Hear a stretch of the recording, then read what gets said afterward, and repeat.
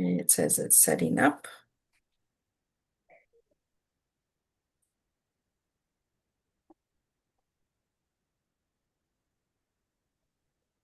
And there we go. So it says we're live, so I'm gonna start the recording, Russell, and then we're gonna go live. I'm just gonna close your camera and then bring you up. Okay, so let me. Maybe close your camera, Russell. There we go. Well, there we go. Now we're live. Well, welcome everybody to Tea Time with Miss Liz. We're doing Plan B today with Zoom. So I want to welcome everybody to Tea Time. You guys know how Miss Liz works. Today I have Russell Little in the house, and we're going to be talking about his book, Murder by Storm, and his tea is family man, stoic, and intellectual apparine. Apering. I'm going to get him to say it because I can't pronounce that word, but we're going to have a really good, deep, strong cup of tea. But before we get started, you guys know how Miss Liz works. Get everybody over to YouTube, Facebook, LinkedIn, TikTok, Instagram, all those good platforms. Give that a like, follow, and subscribe, and get these tea times out there because they all do make a difference, and we all can make a difference with everybody in with all these tea times. So let's get started with the disclaimer and then a nice, beautiful intro, and let's get Russell in here and we'll spill some tea together. So disclaimer for Miss Liz's Tea Time live show. Miss Liz Tea Time is a global platform dedicating to sharing real life stories, diverse perspectives, and meaningful conversations that inspire awareness, healing, and connection. I, Miss Liz, is going live. Before leaving a comment during the live broadcast, please grant permission to display your name. Please be advised that all the content brought forward during any Tea Time show is presented in good faith. However, discussions may include opinions, beliefs, and perspectives that do not necessarily represent the views of Miss Liz or the Tea Time platform. Information shared by the guests is based on their own experiences and is perceived to be accurate at the giving time of airing. All guests, viewers, and participants are responsible for using their own good judgment when considering any action or decision that may relate to these discussions. Some episodes may cover sensitive topics, including but not limited to trauma, abuse, grief, mental health, and other emotionally triggering subjects. Listeners and viewers' discretion is strongly advised. Tea Time with Miss Liz is an open discussion forum designed to offer insight, inspire awareness, and create connection. It is not a substitute for professional, medical, legal, or therapeutical advice. If you require professional support, please seek assistance from qualified professionals or trusted resources in your area. If you have any questions regarding this disclaimer or the content of this discussion, you are welcome to contact me, aka Miss Liz, directly at bookingmissliz@gmail.com or check out my link tree at Miss Liz's Tea Time. By choosing to participate in, comment on, or view these live shows, you acknowledge and accept this disclaimer. Your participation is entirely voluntary. I, Miss Liz, welcomes you to join the conversation with an open heart, and if at any time you feel this platform is not right for you, I respect your wishes and decision and welcome you back whenever you are ready. Tea Time with Miss Liz is serving truth and awareness one cup at a time.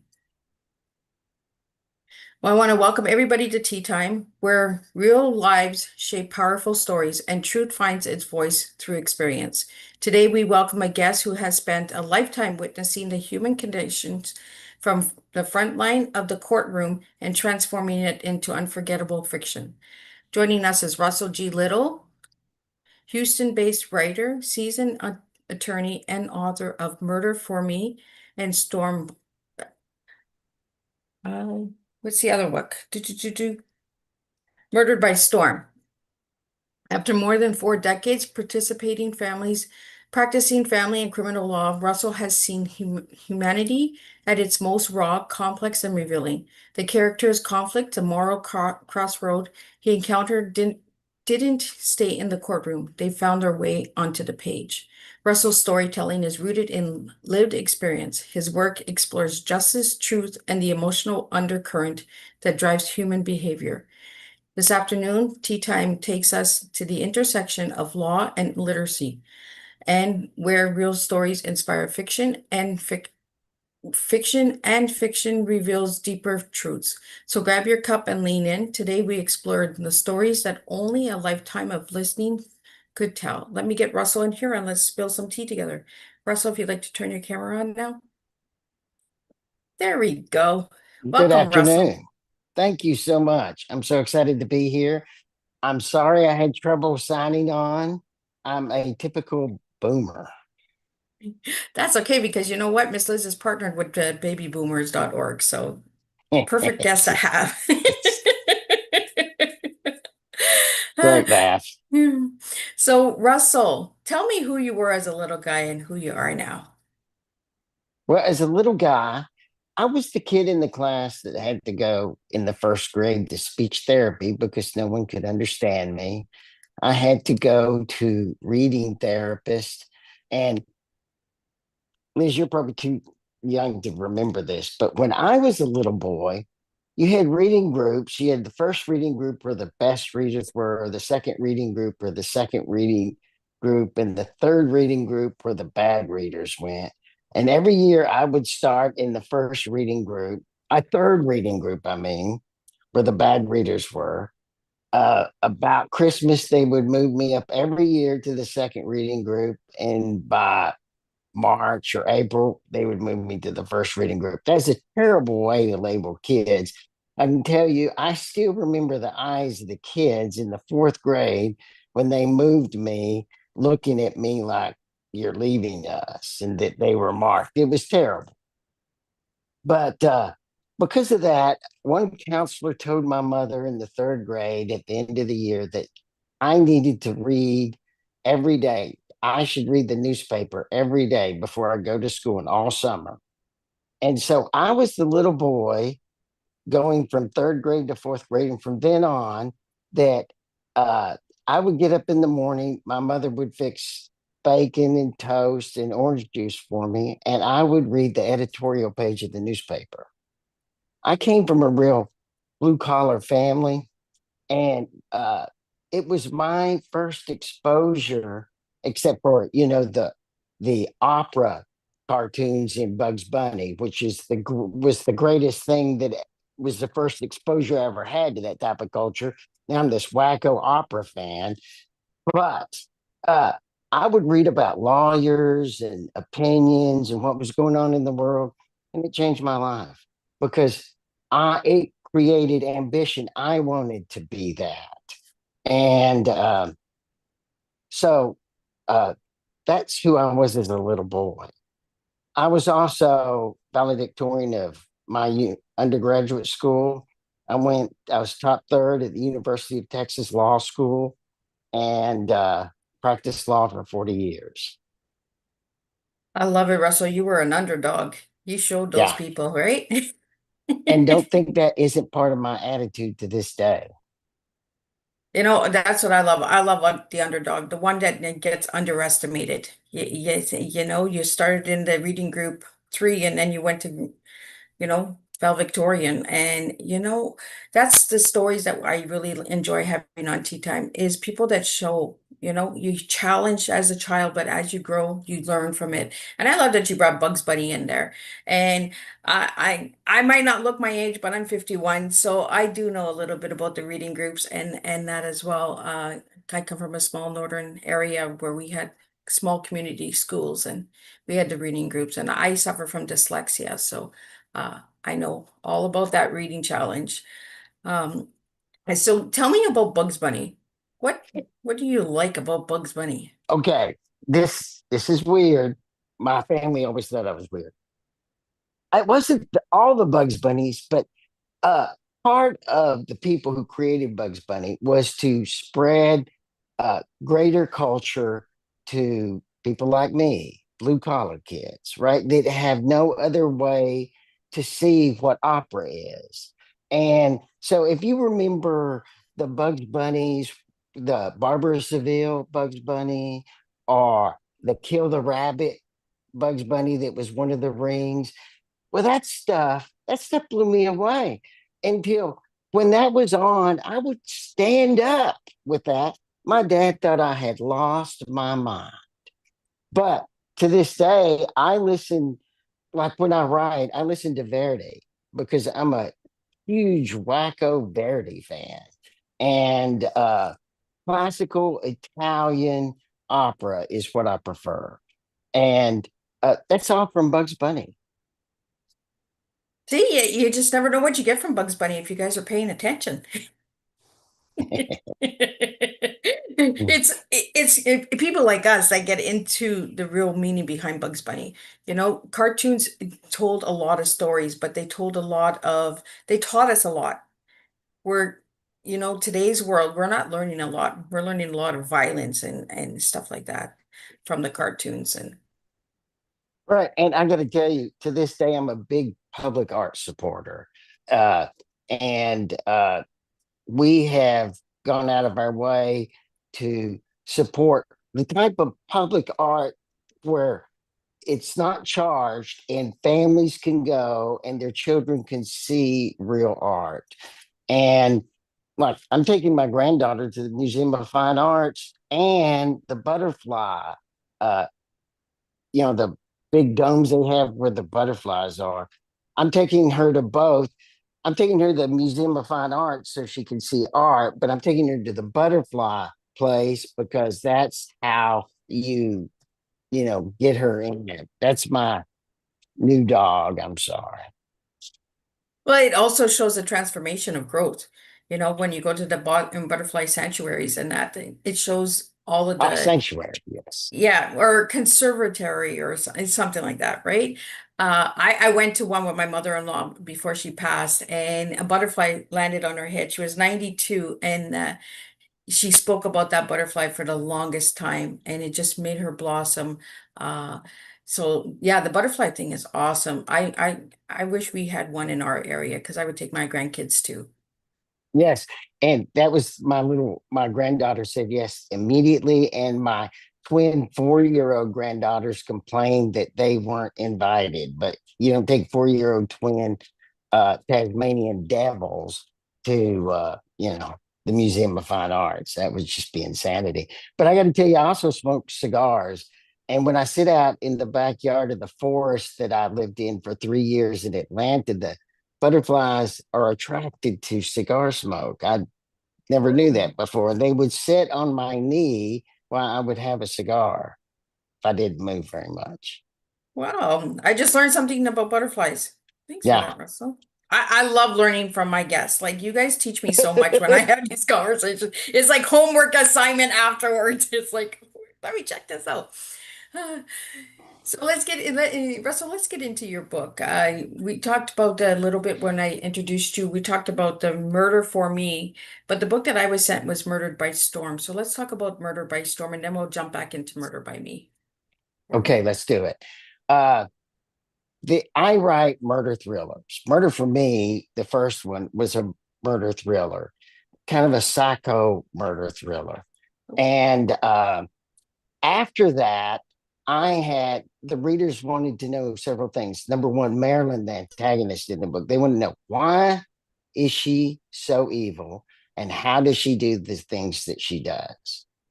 And also during that time, I went through Hurricane Harvey, which for a week, maybe 10 days, Houston knew it was coming because it was so slow and it creeped towards Houston. And so you get to see the psychology of a population preparing or panicking for a hurricane. And then when Harvey hit Houston, it stalled and sat on top of Houston for 5 days. Uh, and there was 52 inches of rain. Huge sections of Houston got wiped out. And it changed my life for the better.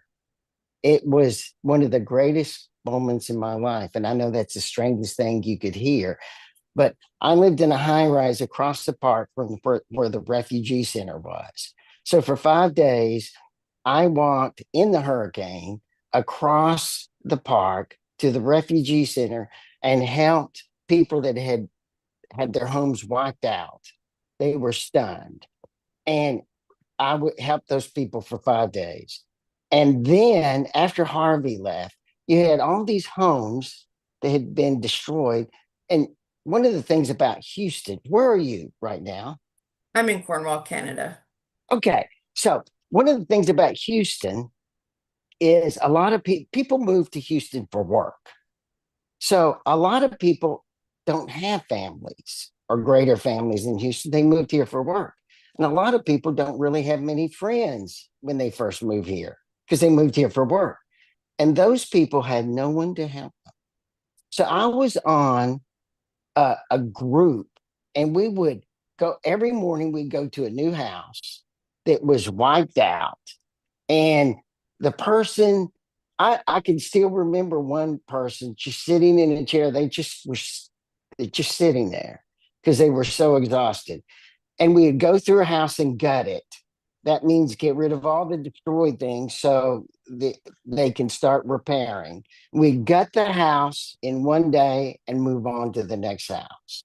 It was brilliant, and it changed my life. Uh, and there's something else that changes your life during a hurricane. Is the remarkable thing is you see people risking their lives to help complete strangers. They don't care what sex you are, what race you are, what your religion is. They don't care. People risking their lives to help other people. That has to change your life, especially when you see it over and over and over.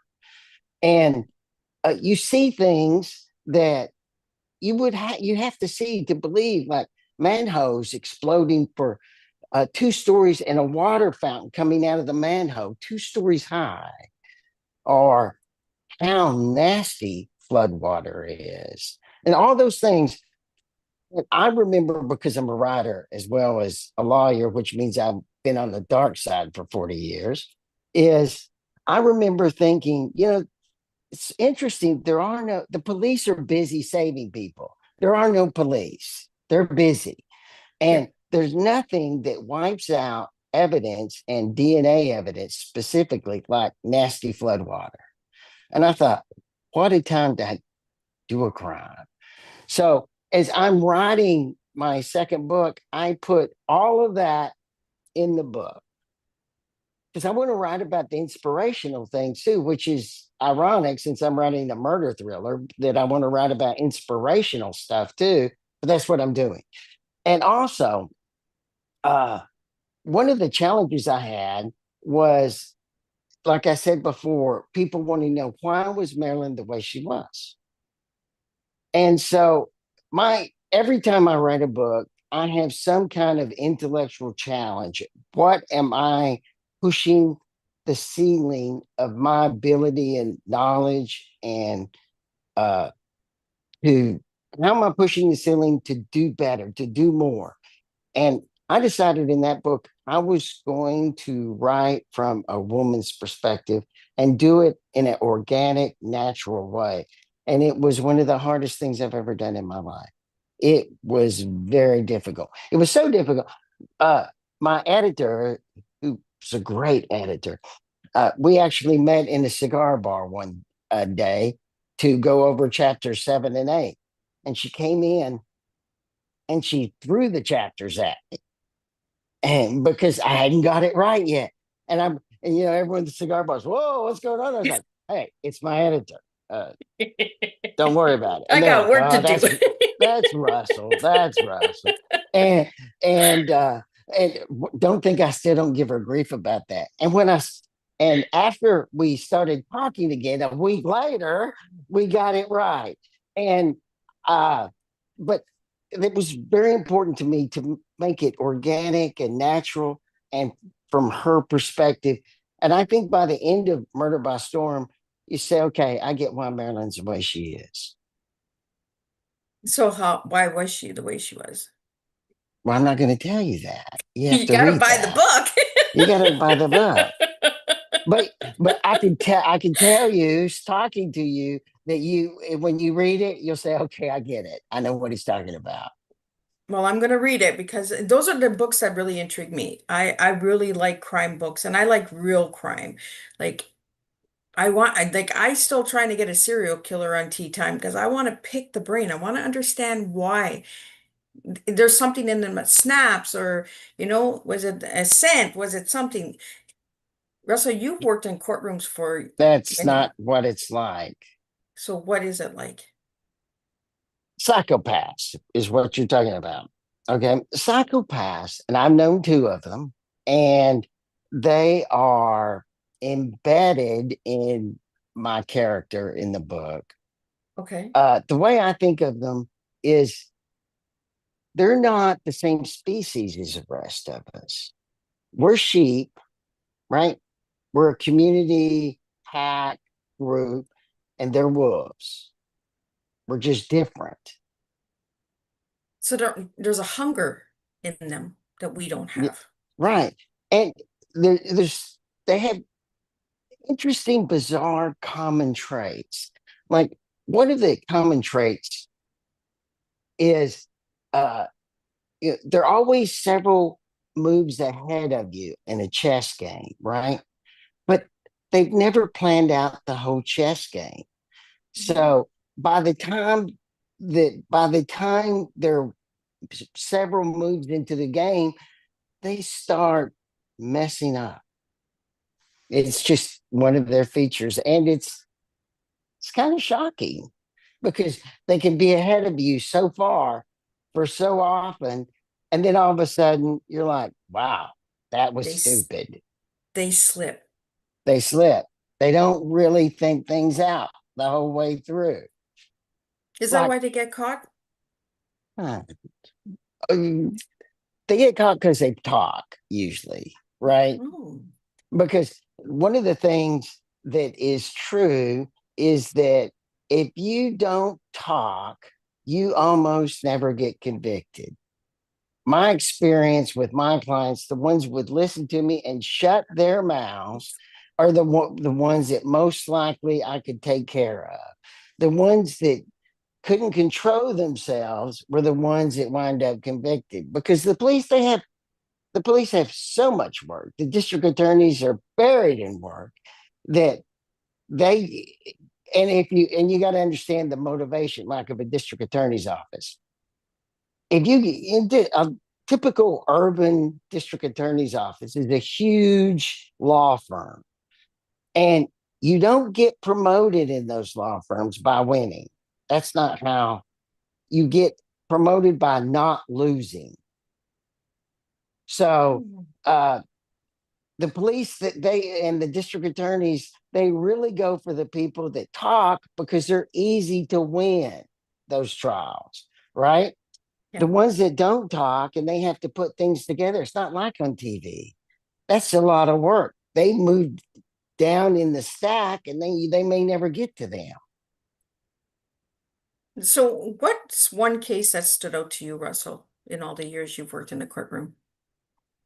Well, my first jury trial when I was a baby lawyer, and that's a pejorative reference to when you're a young lawyer that lawyers use for young lawyers.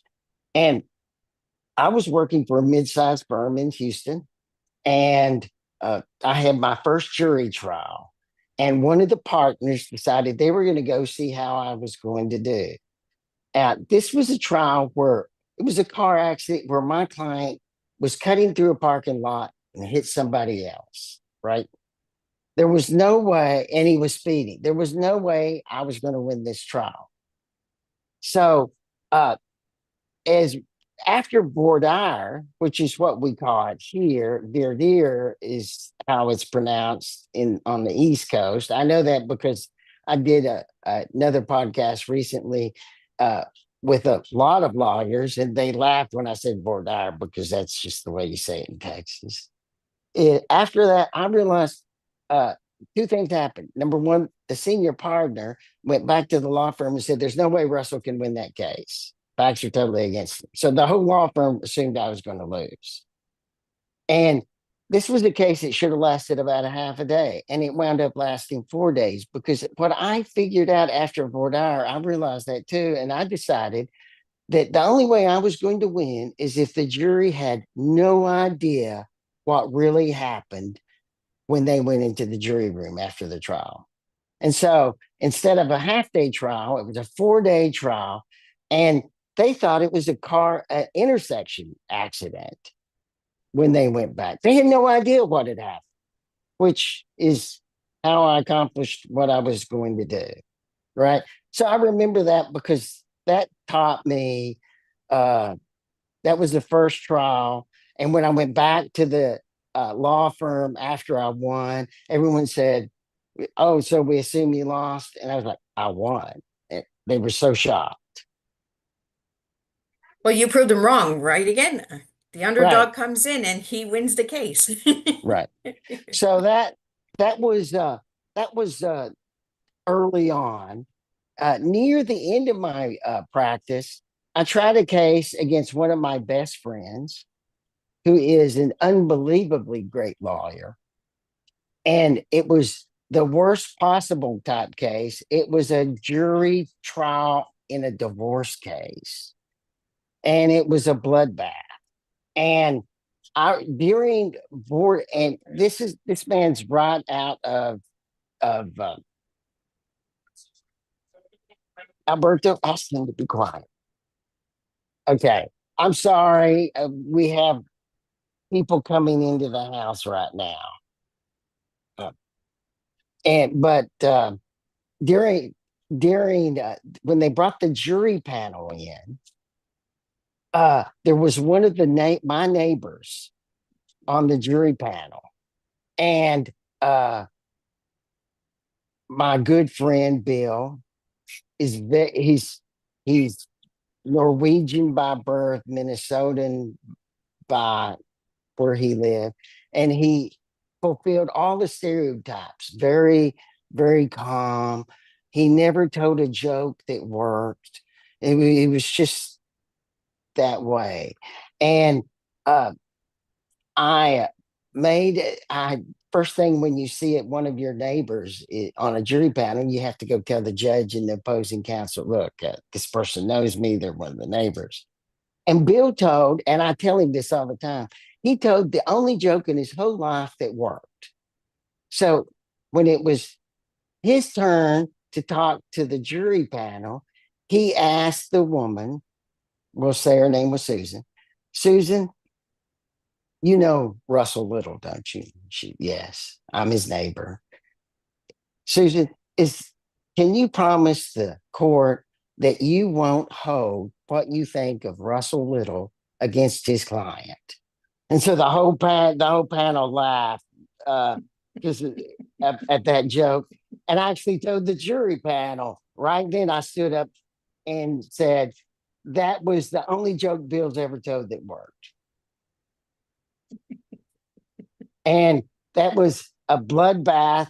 And there's like 50 questions to the jury, and the trial lasted 9 days. And when the jury finally came back, Bill won about half the questions, and I won about half the questions. And I've always declared that I beat him, and he's always said, absolutely not. I won that trial. And that's like one of our big jokes. So that was my case.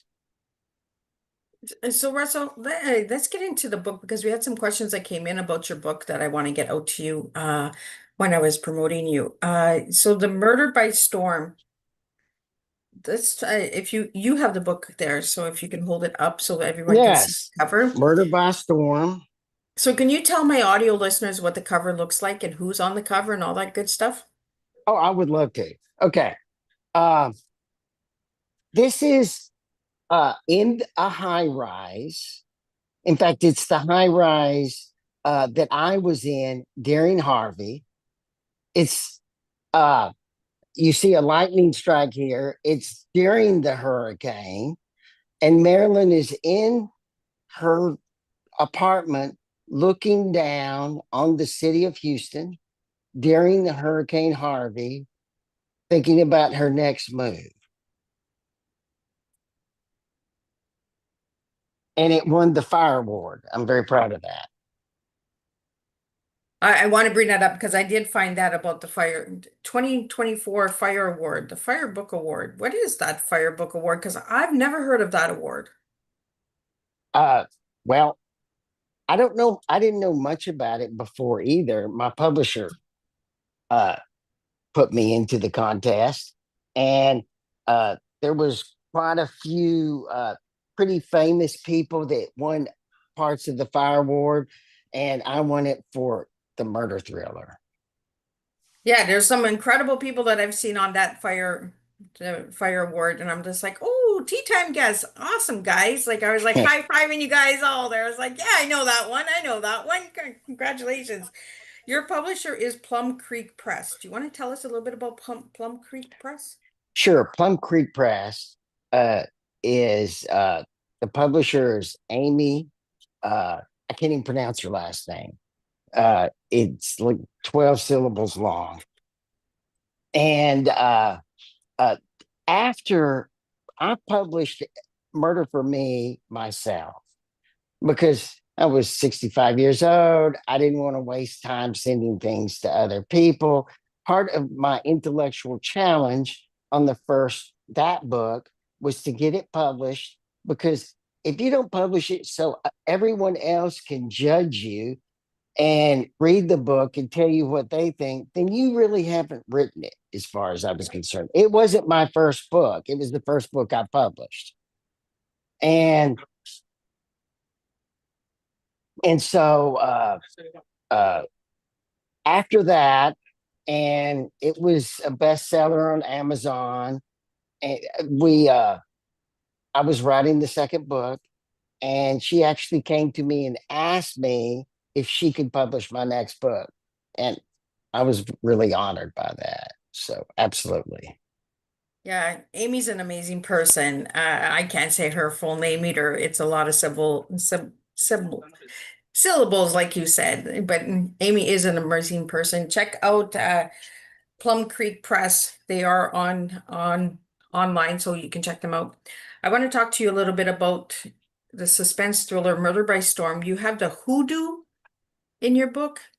What's the No, hoodoo? that's a short story. That's a short story. When I was a young lawyer, when I practiced probably about 7, 8 years, I investigated a lot of arsons at the time for insurance companies, because when Houston went through the oil crash about 88, 89, there was a lot of people that lost their jobs. There were a lot of people that had no, they had no way out, and a lot of people burned their houses down. Hmm. And one of my jobs was figuring out if the people that were insured burned down a building. And one of those houses was by, and this, I did not know this before this happened. It, New Orleans, you've heard of voodoo before. Yes, I Well, have. well, I've heard of voodoo, but not hoodoo. well, in parts of New Orleans and transferred through into Houston, uh, it's actually referred to as hoodoo instead of voodoo. Oh, And I actually, one day while I was investigating this one case, had a woman call me who insisted upon being anonymous and said, uh, you need to be careful. And she talked to me in a way to try to scare me or warn me. And she said that the lady that you're investigating had already built the doll, a doll of me that she was going to hoodoo. And I was, you know how arrogant young men are, and young men starting their career. You know how stupid we are when we're like that. no comment. I'm not You even see, going. I'm convinced that young men can be some of the dumbest humans in our species, but that's another story. I'm so arrogant that my response was, "Hey, that sounds great. You think she'll sell me my doll when she finishes?" She hung up on me. And the comical things that happened in that investigation of that arson case after that was was put in a short story that I have on my webpage about hoodoo. That's where When I you s- got that. when I seen hoodoo, I was like, oh, the voodoo doll. Yes, and they made, but you know what? They would not. They were so mad. and when I was doing her sworn statement, which is basically a deposition, like in a trial, I she was so angry that I wasn't scared and that I wanted. That's my dog again. I'm sorry. No, that's That all she, good. You know, these are live shows. We bring it's everybody crazy. in. Uh, she was so angry she wouldn't even admit it, and I never did get my hands on that doll. So that doll is out there still, Russell. No, So that you doll's. better behave I'm sure yourself. she'd burn that doll up. Because that stuff doesn't work unless you believe in it, right? Yeah, And I just wanted it as a trophy. I think it would have been pretty cute. I would have liked to see what it looked like. I wasn't that cute. And I'm sure that doll wasn't that cute either. I wish I was cuter than I was. The next thing I'm going to go into is the baby cop investigates. What's that about? Baby cop investigates. Well, uh, what I think you're talking about is uh, the protagonist in my stories is a, a a detective who is the comedy of my stories because uh I've had some readers say, look, I can only read 10 or 11 pages at a time, then I got to rest because I'm so stressed from it. Oh, So you got to put comedy in there too to oh, I relieve like that it. stress. Dark And humor. the detective, the cop, uh, in my in my case, in my stories are is the comedy, and there's all sorts of things about him. Even as he is trying to catch Marilyn, but he's always behind.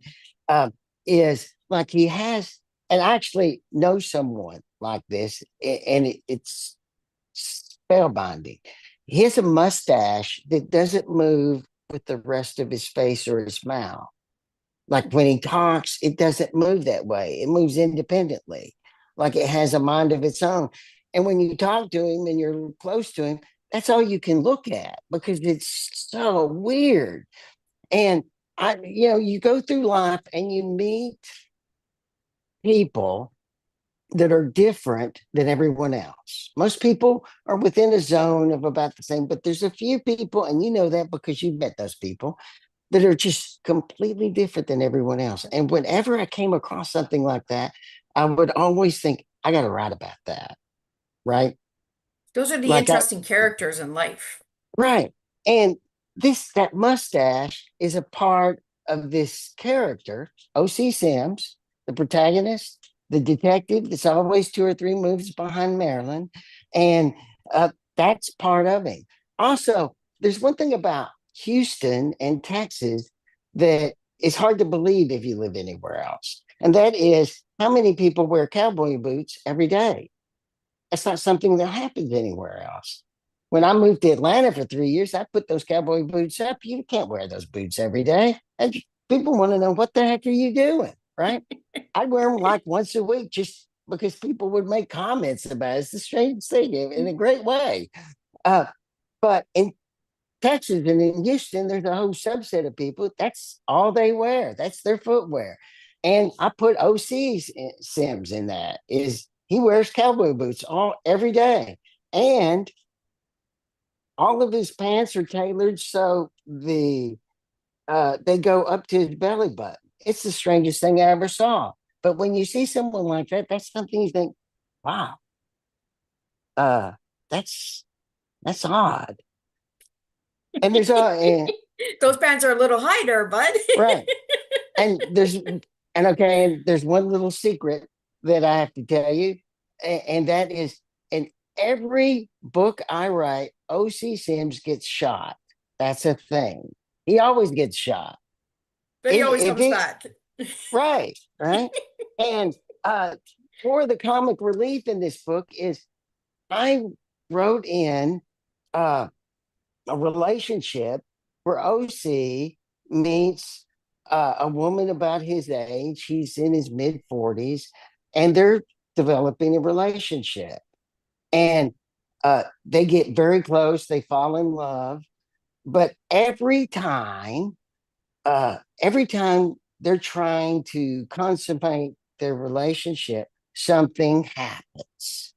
Mhm. And in a comical way. There's always something that happens. And uh, it's just part of the comedy.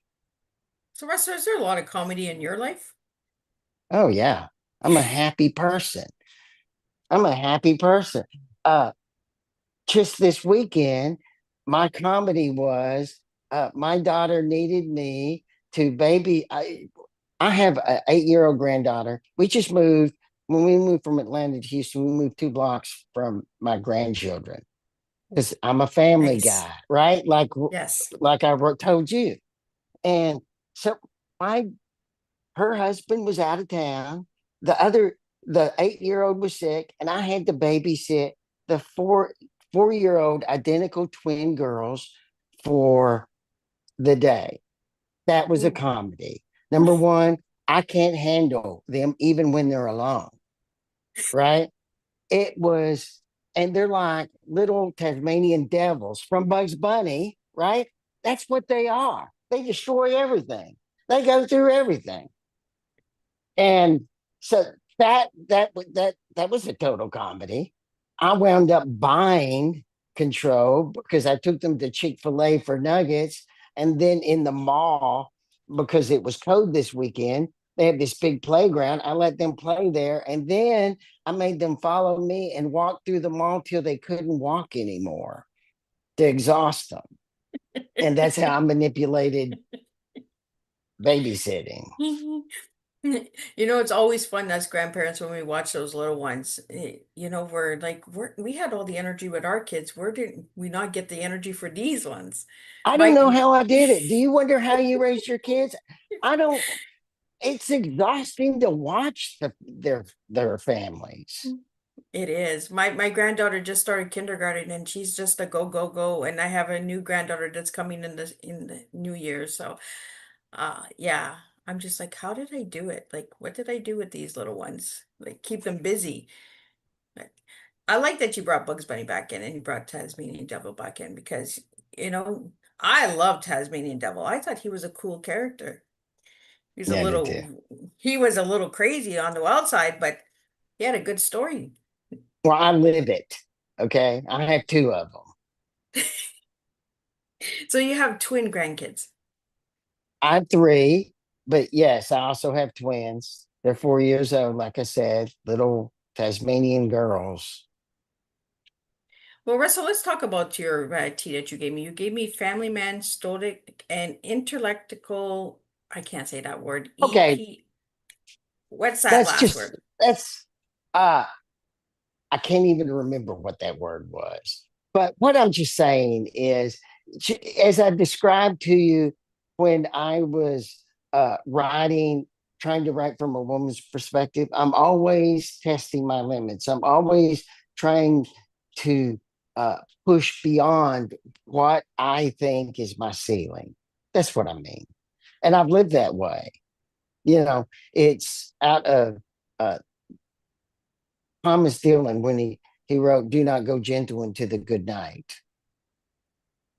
That was something else you gave me. Do not go gentle into good night. Rage, rage against Rage, the dying of the light. right? So is that Always what's push beyond. Always push till you're finished. Marcus Aurelius wrote, You only have a limited time to live, but your limit isn't until you die. It's until you start losing your mental capacity. So you have to keep pushing till then. so Russell, I heard that you have children's stories. Yes, actually, and I know that's weird because I write psycho thrillers, right? That's because of my 8 year old granddaughter. When she was 5, I was blackmailed into going to Grandparents' Day, which is my worst nightmare to do stuff like that because you have all these kids that are showing off. I don't, yeah, that's not me, right? But my wife said I was going. I was a divorce lawyer for 40 years. I've been married 42 years. It's the craziest thing in the world. But My wife said I was going, so I went.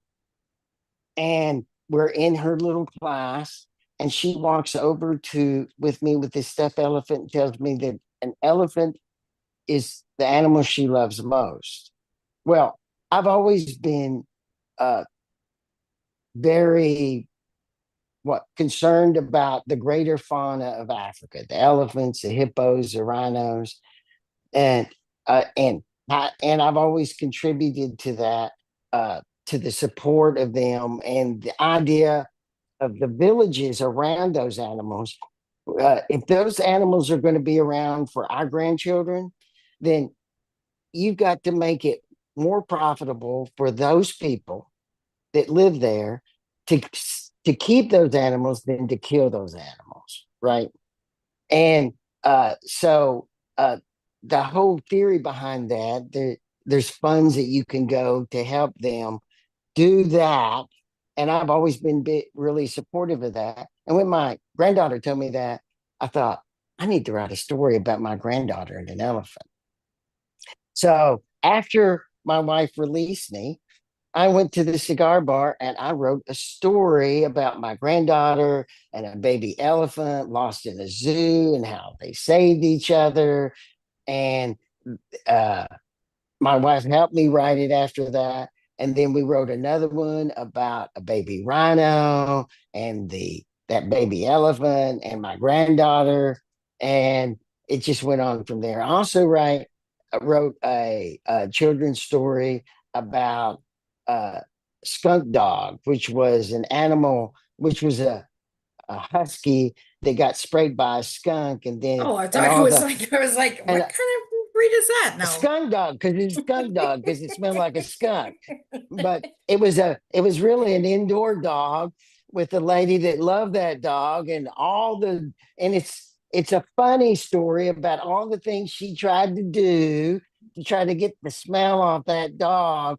And every time she tries something, someone else would make some funny comment about how her dog was a skunk dog and how upset that made her and how she and then just goes on and on and on. You know, these are the And by incredible the way, books that that, lady, hate the lady that I wrote that story about, hates that story because it's about her dog and her. so it's actually somebody you know that got their dog got sprayed It by was a that skunk. editor that threw those pages at me. Uh,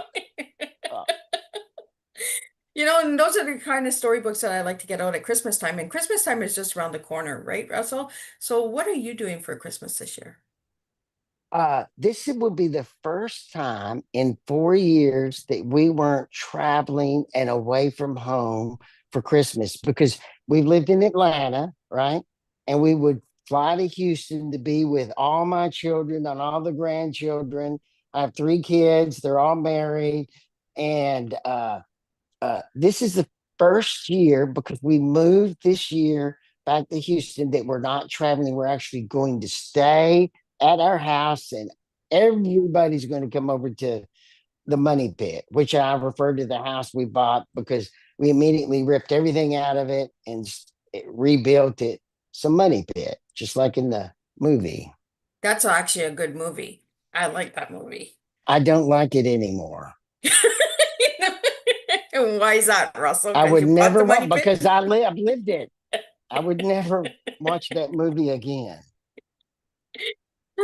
Russell, do you have any new books that are coming out or any events that you'd like to get out? Well, I'm working on murder by trial now, and I'm writing a couple of things. Have you ever read Dunces of the Confederacy?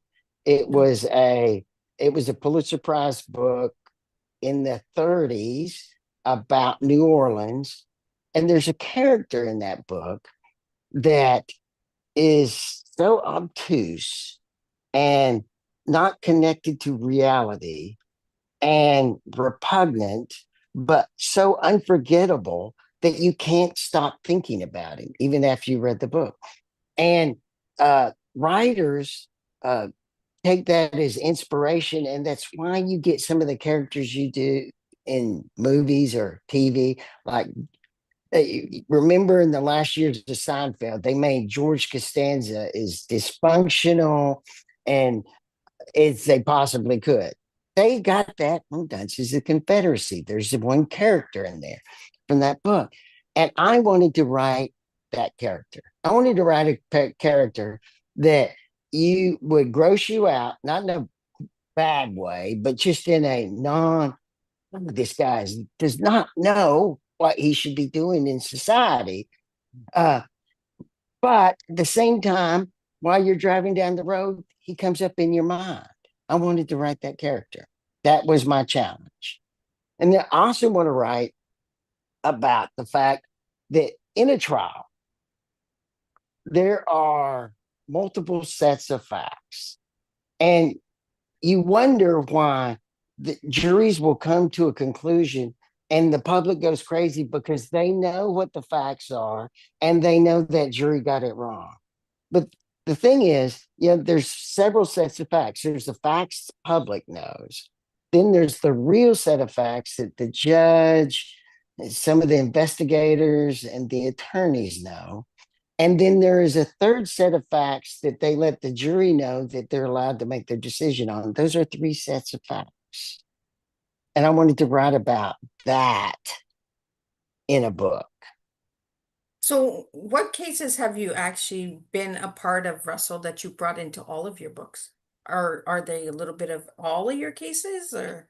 Yeah, they're a little bit of all. I did my jury trials went across the spectrum. I started off like that car accident case. That was my first baby case. So car accident cases, divorces, criminal trials, I did them all.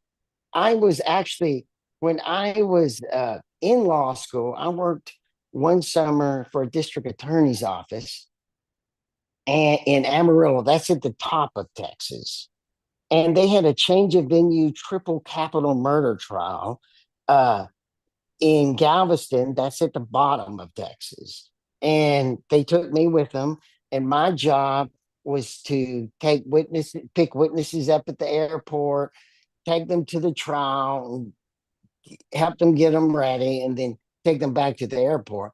And we expected there to be a shootout during the whole case. We expected people to try to break these guys out.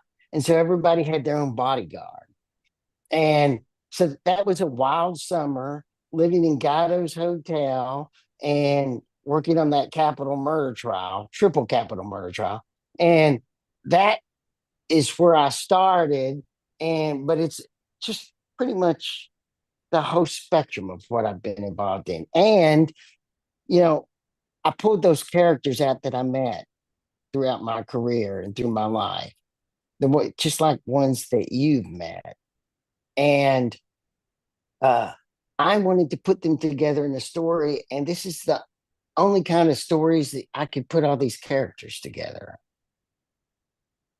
So when is your new book coming out, or is you're still working on that one, the murder I'm rights still one? working on it.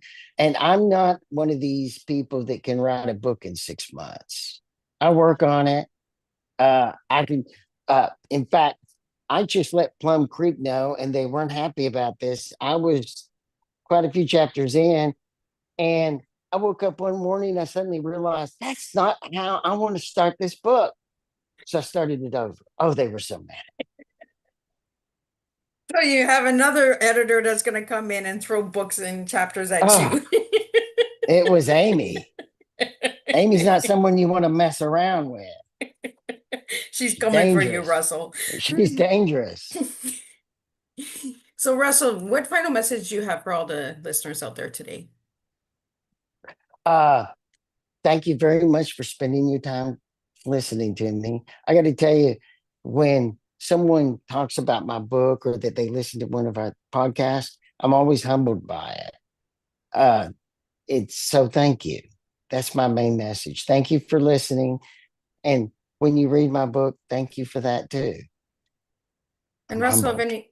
anybody wanted to reach out to you, where could they find you? And if you could spell out your website.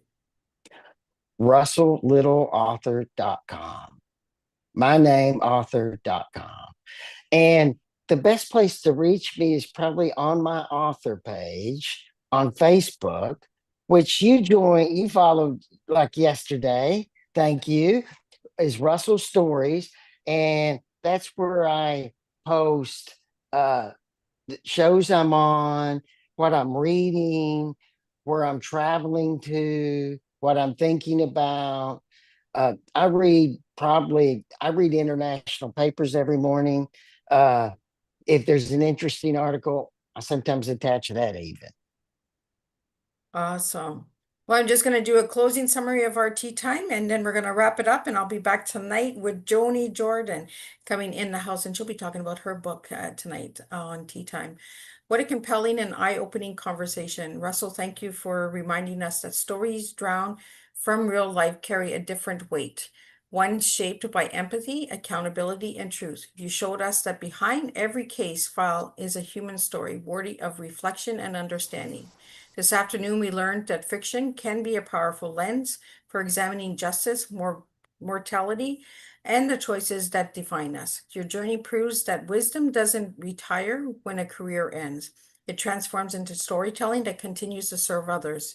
To everyone listening, may you leave this tea time thinking deeper about the stories you hear, the judgments you make, and the humanity that connects us all.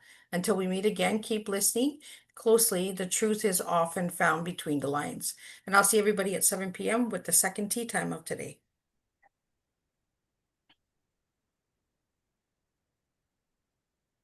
And we're going to go here.